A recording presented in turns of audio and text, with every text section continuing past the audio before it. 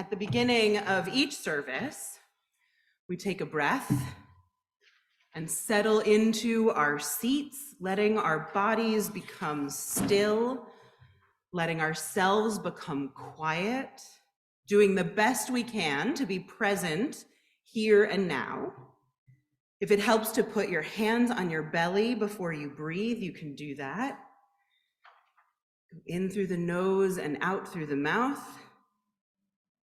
And then just listen. Every Sunday we ring this bowl. So I'll ask you to breathe and listen to it as it calls us into this community of love, calls us back to ourselves, calls us to this moment together. Breathe and listen.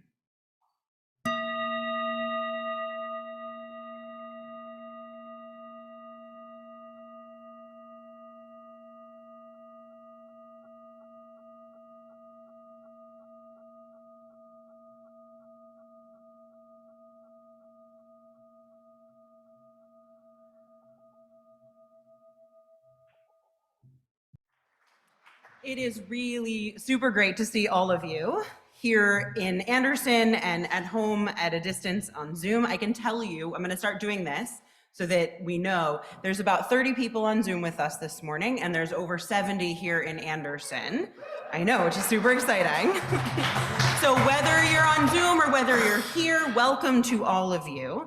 Today is February 12th, just a couple of days shy of Valentine's Day. If your house is anything like mine, there are cards sitting around waiting to be opened, and hearts are being cut out of paper, and messages of love are being written. This is a holiday designed to celebrate love, but love of all kinds, not just for romantic partners, but for family and friends, and even for ourselves. Right now, we Unitarian Universalists share a set of 7 principles, and the first one is that we affirm the inherent worth and dignity of every person. It can be a hard principle to put into practice for lots of reasons, but for today, we're going to talk about one particular reason, which is that often we forget it applies also to ourselves. You may know, or you may not, that there is also a proposal out there that would replace the 7 principles. And that proposal is a sort of constellation of values, and at the center is love. All the values are all around it. We talk a lot about love here. Love as the animating force that helps us live the lives we want, as the thing that grounds us in everything we do. Love as the call we are answering each and every day. And too often we forget that that call to love is also a call to love ourselves, to have compassion for ourselves, to be kind and gentle with ourselves, to offer to ourselves all the things we would offer to another. And to do all of that, even when we make mistakes, even when we feel down, even if we've made a bad choice. We're called to love ourselves throughout all the journeys of our lives, all the moments, using our bodies, our actions, our voices, and all of our expressive abilities. So today, we're going to practice offering love to ourselves in lots of different ways. So we're going to give you some tools. We're going to do it all together, okay? So I invite you to just be here, be present, be open to the idea that you deserve love and care, and that you can give it to yourself. Love is at the center, love is the foundation, and it begins with loving ourselves.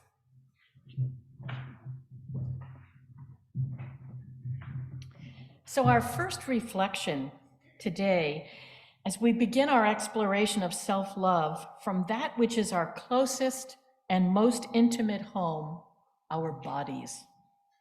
Our bodies can be the recipients of a Valentine. Our bodies can be the Valentine. One of the family stories that my father told and retold was our family trip driving from Long Island to Elkhart Lake, Wisconsin, my father's birthplace. Out of our many road trip family stories, one stood the test of time.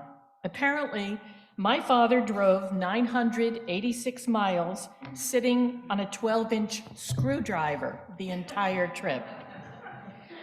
Every time he told this story, the family would break out in peals of laughter, Over time, however, I thought, who sits on a 12-inch screwdriver for 2 days and doesn't notice?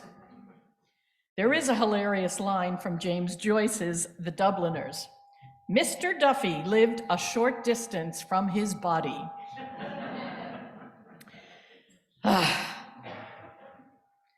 Again, I ask, who sits on a 12-inch screwdriver for over 2 days of driving and doesn't notice?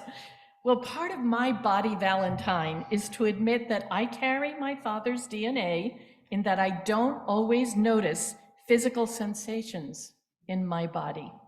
I literally have to slow my breath, slow my pace down to hear, feel, and taste my body's sensations. I have come to understand that the body is the doorway to mindfulness, to embodied consciousness. This body, this sacred home of mine, has at times been blocked from deep self-love by a host of conditional requirements. This body that has fluctuated in size and shape ever since menopause, gaining weight, losing weight, gaining more weight, losing and gaining weight in unusual ways and places, all the while setting up conditions that must be met before self-love and self-acceptance can be given, such as, I will only accept my body when I am a certain weight. I will only open to life when I am a certain weight, and I will only open to love when I am thinner. Allowing these conditions to surface into consciousness is the first step for me in creating my body Valentine, my manifesto of self-love. Recently, a medicine I used to treat psoriasis is no longer covered by Medicare. So as I wind my way through the complexities and the inequities of our healthcare system, currently my body is covered with psoriasis. And by the grace of the divine, I caught myself thinking, I will only accept my body when it is free from psoriasis. I will only open to life when I am back in my skin free from psoriasis, and I will only open to love when I am free of psoriasis. Does this sound familiar? In this present time, in this present moment, I am in a body as I become aware of the anti-life conditions that were unconsciously operating. I am choosing a different path. My psoriasis, my weight, is the doorway to self-love, because behind the conditions, there is a need for healing, a need for nourishing love that only I can give myself. Given the chance today, how would you create your body Valentine? Are there places in your body or with your health that you hold tight to conditional acceptance and withhold love for yourself? Take a moment to bring love, acceptance, and mercy to your body. Take a moment to send a singing Valentine into the marrow of your bones and into your mightily beating heart. In just a moment, yoga teacher and practitioner Aurora, Coya, will lead us through yoga postures that open the heart. As we move together, we are creating our own individual body Valentines, as well as a communal expression of love. That love extends to all sentient beings, to Gaia Earth, and to all life-generating energies that surround us. And so I leave you with the words of Rilke, said twice. Earth, isn't that what you want? To arise invisibly within us? Earth, isn't that what you want? To arise invisibly within all of us.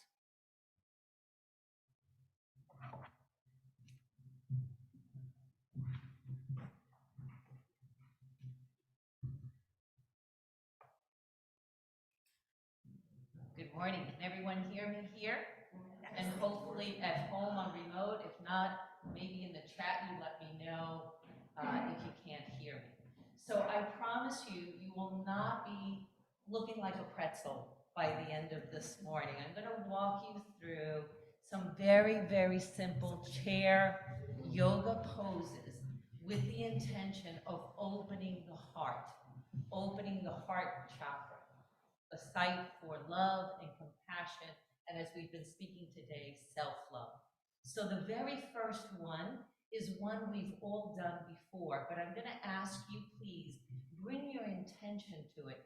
If you feel comfortable, close your eyes, soften your gaze, but we're going to do just very simple shoulder rolls. So if you sit straight, just stack your shoulders right above your hips, crown of the head up high towards the ceiling, and then just lift your shoulders up towards your ears, and then roll them back, lifting the chest, and feel free to just go as slow, as fast as you would like, but intentional. And as you roll those shoulders back, pinch the shoulder blades together, opening the heart, feeling the space that you're creating. And then, as all things in yoga, you have to be balanced. So I invite you, reverse the order. You were rolling your shoulders back, roll those shoulders forward. Inhaling as the shoulders come up, exhaling as the shoulders release. One more time. And then just relax the shoulders down and just notice your body. Do you feel a little bit more of an opening?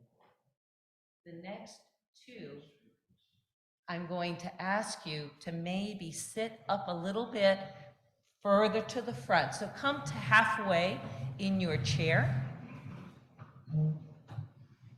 And you have two options here. You can bring your hands onto your knees, or if that doesn't work for you, feel free to then just grab the chair underneath.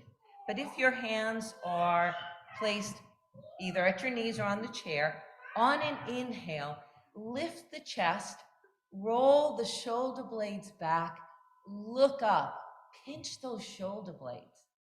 On the exhale, release, tuck your chin in, curl your spine, look towards the belly, lean back. Inhale, look up, lift the chest, press them through the arms. Exhale, curl the spine, tuck the chin in, really hold onto your knees as you press those shoulders back. One more time, inhale, look up, and exhale, curl. Those are called seated cat-cows. You're imitating animals in nature and their curvature of their spine. Stay where you are, seated halfway into your seat. You're going to bring your left hand behind you. So right palm right down on the chair. Take your right hand, bring it to your left knee. Inhale, lift the chest. When you exhale, just twist. Look over that left shoulder. Keep pressing the right hip back. With every inhale, lift the chest. With every exhale, twist a little bit more, finding a new spot behind you. Inhale, lift. Exhale, twist. And release. Find the neutral spine. Just take a long inhale through the nose. Exhale through the nose. And let's do the other side. Right hand comes to the back of your seat. Press down on the palm. Your left hand on your right knee. Inhale, lift the chest. Exhale, twist. Look over that right shoulder. Keep pressing your left hip back at the same time. Inhale, lift. Exhale, twist. You're wringing out your spine, opening up your chest and your heart. One more inhale. Exhale, release. And come back to center. Center the spine. If you're willing and able, I'm going to invite you to stand. If not, you can do this from your seated position. But I invite you to bring your hands behind you, interlace all 10 fingers. On the inhale, press your knuckles down, roll your shoulders back, open your heart, look up, and breathe. Release. Let the shoulders come down. Let's do that one more time. Inhale, press the knuckles down. Bring your face up to this glorious day. And release. And I have just one more for you. Extend both arms out in front. Then grab opposite shoulders. Give yourself a big, big hug. And seal love, compassion, and grace to yourselves. Namaste. Namaste. Thank you, Aurora. You can be seated. If you want to stay in that place, your shoulders back, you're breathing nice and deep, we are going to sing a meditation song that the children often do with the families at the family service. It's the meditation on breathing. We've done it up here as well. If you want to sit and breathe and not sing and just be, that's okay. And if you want to join in the singing, you are more than welcome to. Rick and Pete, thank you so much. Yes, thank you.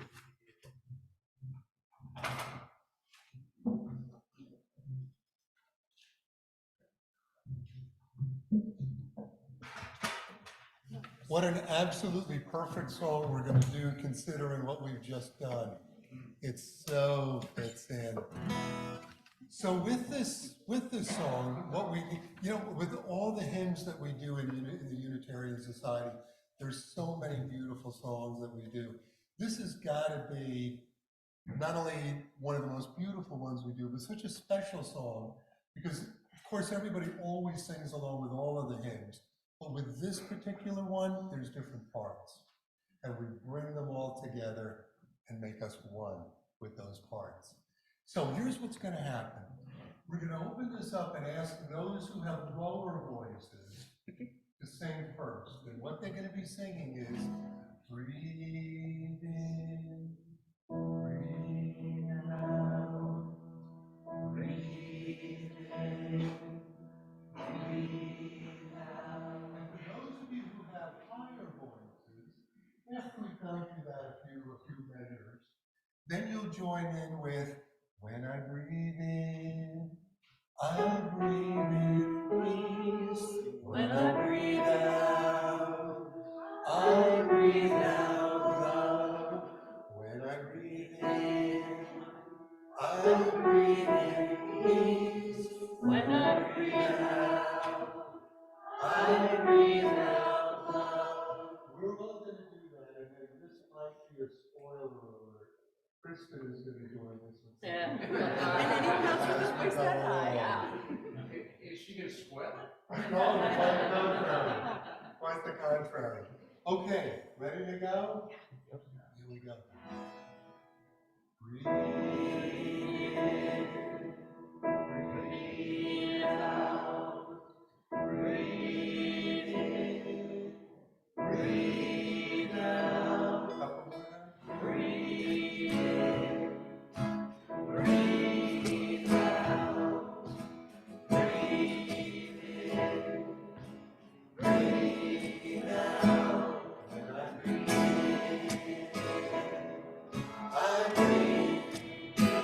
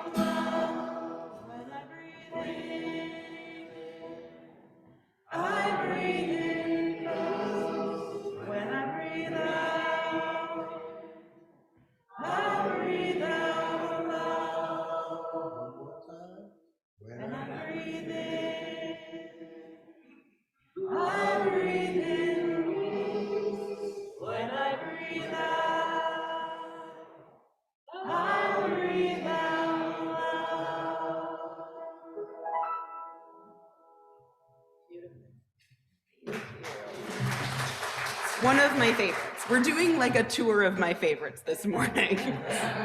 So we can use our bodies and our breath and our movements to show ourselves love and to open ourselves to love. We can also use our words and our voices. Does anyone ever hear other people's voices in their head? Please tell me I'm not the only one, come on. Maybe a teacher you once had who said you weren't good at something, or maybe some other grown-up when you were little who said you couldn't do something. Maybe someone you thought was a friend who said something mean. Sometimes when I'm feeling especially down, I can hear other people's voices loudly in my head. The music teacher who said I was always just a little bit flat and probably shouldn't try out for the special chorus. And that voice makes me want to go silent, right? Or the friend who made fun of my body in middle school, and that voice makes me feel uncomfortable in my own skin, right? Or the voice on social media saying that I should be this or that kind of parent and I'm doing it all wrong. And that voice makes me second guess everything. We all have low moments when our defenses are down and those other voices start to sound like shouts. So here's a trick I've learned and that occasionally I am able to put to good practice. When I start to hear those other voices, I try to stop, like literally stop what I'm doing. I try to take one of those deep breaths and then another one. Sometimes I even put my hand on my belly to make sure it's going deep enough. And then I start talking instead, right? Sometimes even out loud, I will admit. Sometimes it's in my head, but often I will out loud go, stop, put my hands on my hips. And I tell those other voices to quiet down. And instead I say to myself, singing is for joy. So I'm gonna sing even if I'm not perfect at it.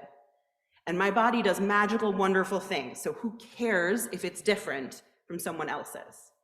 And I'm doing the best I can as a parent, a minister, a friend, a daughter, and that's all I can do, and it's enough.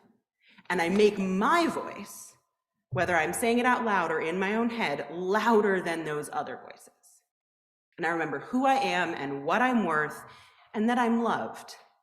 I make a mantra of my self-affirmation until those other voices go quiet.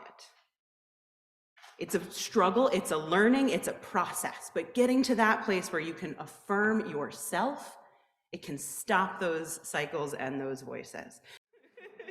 We all need help sometimes remembering how special we are, that we're good enough, that we're allowed to be imperfect, that our best is enough, that we aren't alone, that we are loved. We can remind ourselves, breathe and tell ourselves and show ourselves, and we can also come here and remind each other, breathe and tell each other and show each other, not just on Valentine's Day, but every day. I encourage you to take your little Valentine home, put it somewhere that you will look at again, maybe on your desk, maybe in your backpack, on your fridge, or on the mirror in your bathroom. Let it remind you that you have a place in this world, that you are worthy and beautiful, and that we love you. And maybe it or something else can become the mantra that you repeat to yourself when you need to hear it, and even when you don't need to hear it. We're special, we're wonderful, we're unique, and we are loved. May we know these truths deep in our bones. So may it be.